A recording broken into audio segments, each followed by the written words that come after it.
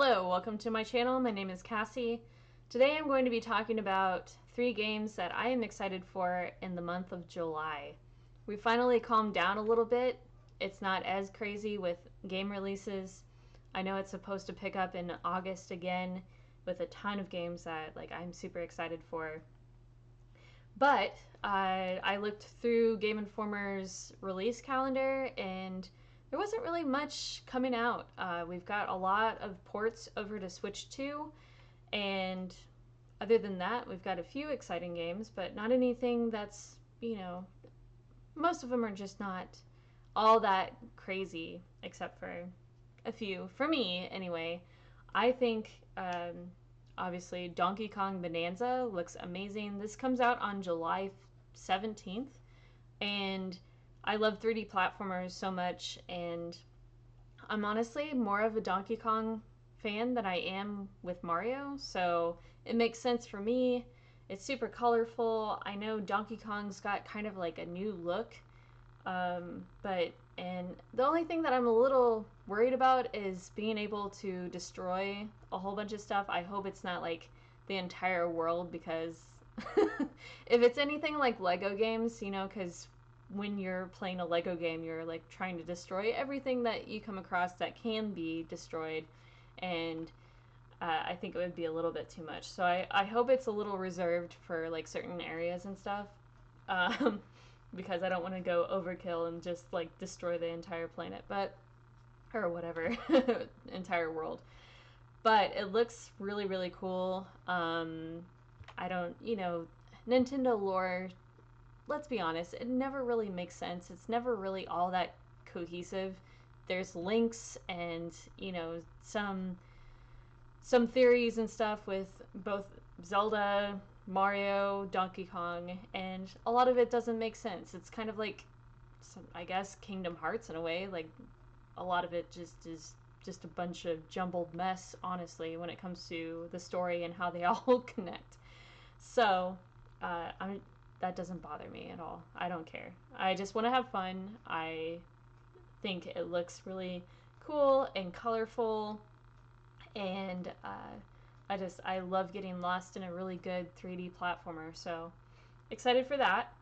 The next game is Eriksholm: The Stolen Dream. This is an isometric stealth game where you play as a girl.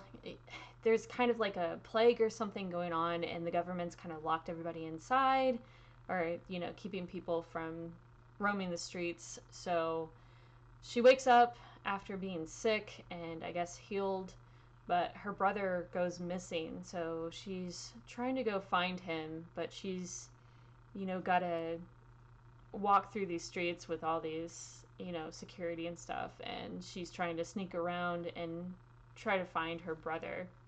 There's a whole bunch of like puzzles and stuff to solve.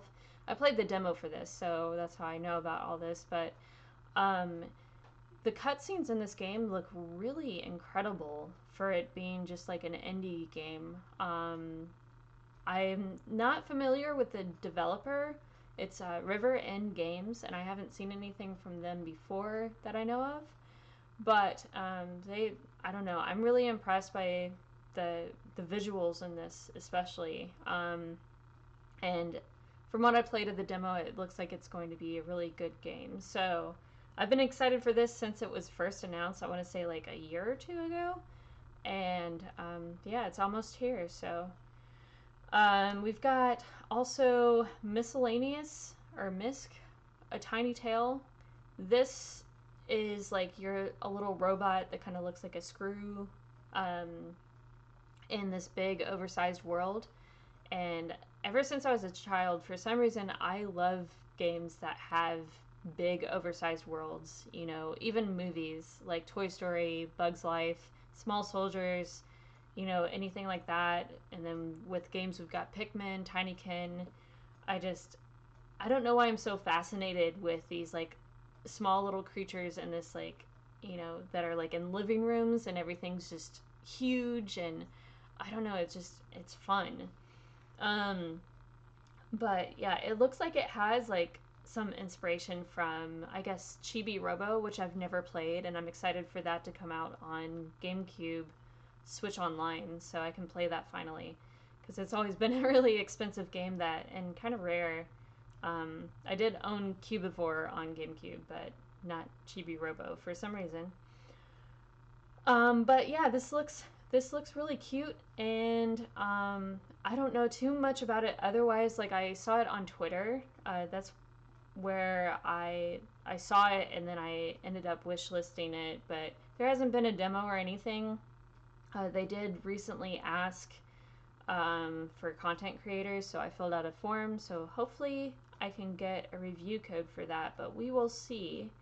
I'm trying to do like more review codes outside of just Minimap, so I don't know if I will get it or not, but we can only try, right? What does it hurt? So yeah, trying that out, and that's really it for July.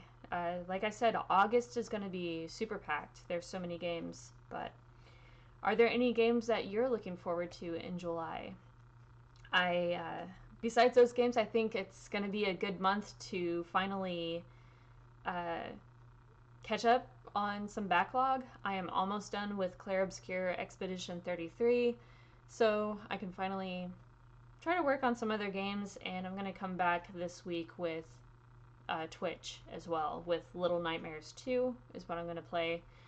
And yeah, so check out my links for my other I guess platforms that I'm on and stuff, Twitch, and I think I want to say that I'm going to stream on Wednesday, so we'll see if that happens or not.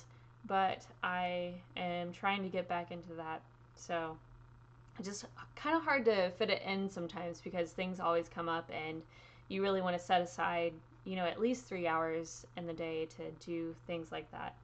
So yeah. Let me know what you guys are playing, what you're looking forward to in the comments below, and I will see you guys next time.